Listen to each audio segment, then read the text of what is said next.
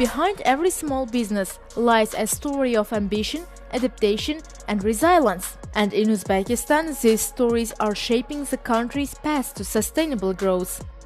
Hello and welcome to Business Line Uzbekistan. Small and medium-sized enterprises make up over 84% of all registered businesses in Uzbekistan. As of early 2025, more than 360,000 active micro and small firms were operating nationwide. The government aims to raise their share in the national economy to 55%, generating approximately 60.2 billion euros in added value. Key priorities include boosting exports from 7.7 billion euros to 10.3 billion euros by improving transport, certification, and access to international standards. The program also aims to create 1.5 million permanent jobs, increasing the share of people employed in the SME sector to 75%. Here's more. Aimed at these national efforts, many entrepreneurs are developing their own ideas and contributing to innovation and job creation. One of them is Natalia Klimenko, founder of the educational startup STEMio. По STEMio мы помогаем детям от 7 до 18 лет готовиться по STEM направлениям, от математики до программирования. Her company employs about 10 people and focuses on introducing digital learning tools to the Uzbek education market. Самое сложное, я считаю, в пути любого предпринимателя – это вообще определить, какую боль вы решаете. Плюс, я думаю, что для многих это финансирование. Access to finance remains one of the main challenges for small and medium enterprises, but in recent years in Uzbekistan, new funding mechanisms and preferential credit programs have been introduced to make this process easier for entrepreneurs like Natalia. This year alone, the state allocated more than 8 billion euros to support small and medium businesses. Aynan bankimizda ayol tadbirkor biznesga birinchi qadam kichik biznesni kompleks qo'llab-quvvatlash dasturi asosida beriladigan kredit mahsulotlarimiz mavjud. Bu kredit mahsulotlarimiz 7 yillik muddatga 2 yillik imtiyozli davr bilan 20% ga beriladi.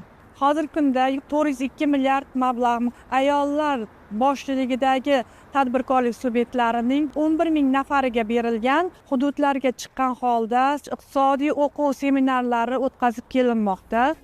Entrepreneurs expanding their ventures can access up to 10,500 euros without collateral, while family businesses are eligible for 3,500 euros under the same condition. According to the Institute for Macroeconomic and Regional Studies, the number of active SMEs has nearly doubled since 2017. O'zbekistonda kichik va o'rta biznesda eng ko'p korxonalar bizda sanoat, xizmat ko'rsatish va savdo sohasida hisoblanadi. Iqtisodiy tadqiqotlar va islohotlar markazi tomonidan o'sha hisoblangan indeks 100 ballik shkalada 63 punktni ko'rsatdi, hozir ko'rsatkich, va bu 2 yillik tarixiy maksimum hisoblanadi. These trends underline how education, urban expansion, and financing together shape the business landscape, bringing more people into the economy and strengthening the country's industrial base. Joining us now is Mr. Timur Ksanov, Director of the Department for Analysis, Support and Coordination of State Policy on the Development of SMEs businesses at the Ministry of Economy and Finance.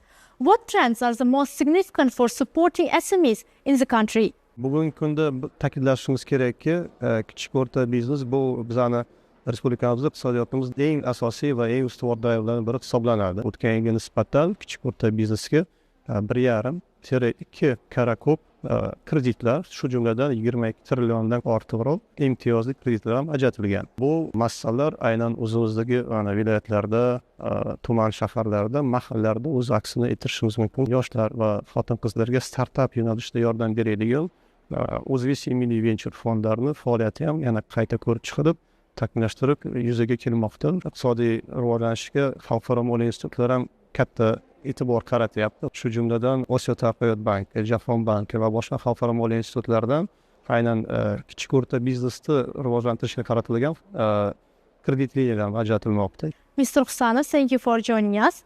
Well, that's all we have for this edition. You can get more business news at euronews.com. Thank you for watching.